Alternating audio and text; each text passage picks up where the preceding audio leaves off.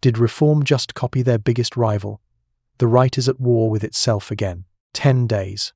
That is all it took. 10 days after a brand new party launched with a set of hardline immigration policies, Reform UK unveiled what they are calling an ICE-style deportation command, complete with a burqa ban, net negative migration targets, and a pledge to protect Britain's Christian heritage. Quite the coincidence. Or is it? Today we are going to look at what is actually going on inside the British right, why this story matters far beyond political point scoring, and ask the question that a lot of former Reform voters are now asking out loud. Is the party that promised to change everything simply changing its clothes instead? Let's start with the facts, because the facts here are genuinely striking. On the 13th of February 2026, Rupert Lowe, the independent MP for Great Yarmouth and former Reform UK figure, formally launched Restore Britain as a registered national political party. This was not a sudden announcement.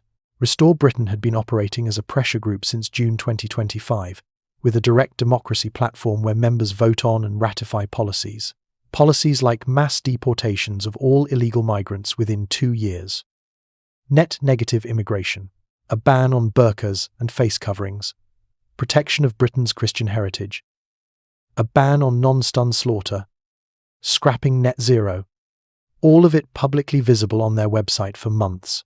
Then, on the 23rd of February, exactly 10 days after that national launch, Reform UK's Home Affairs spokesman Yusuf unveiled a major new immigration package.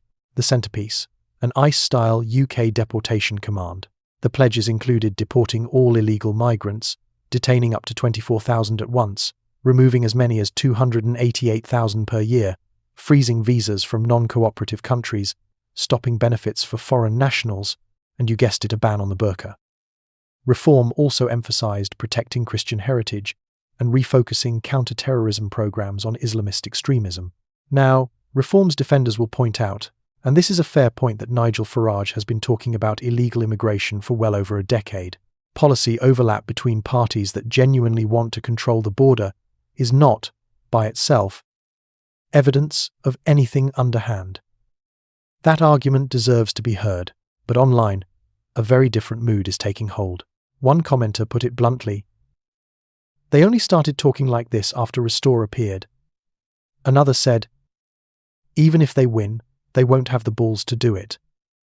Perhaps most telling of all, a number of self-described former Reform supporters stated plainly that they were switching, with one writing, "I would have voted Reform, but now they're just copying. Restore actually means it." That sentiment, whether you agree with it or not, is significant, because it tells you something about trust. And trust is the one thing in politics that, once lost, is almost impossible to win back. Here is where I want to be straight with you, because I think you deserve honesty over cheerleading. Britain's immigration crisis is real. 2 years of record small boat arrivals under Labour, net migration figures that remain near historic highs, and a political class that spent years telling the public that their concerns were either impossible to address or morally suspect. The public is furious, and rightly so.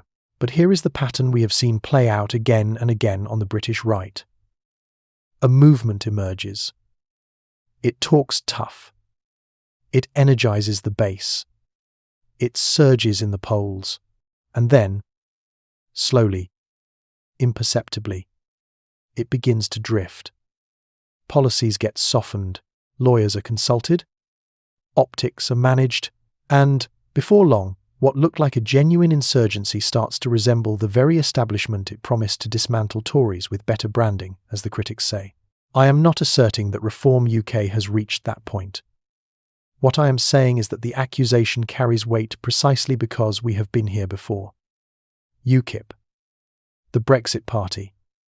The cycle is well established, and voters who have been promised transformation before and received managed disappointment instead are right to be sceptical.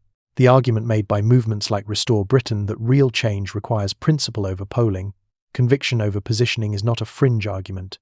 It is a credible and serious one.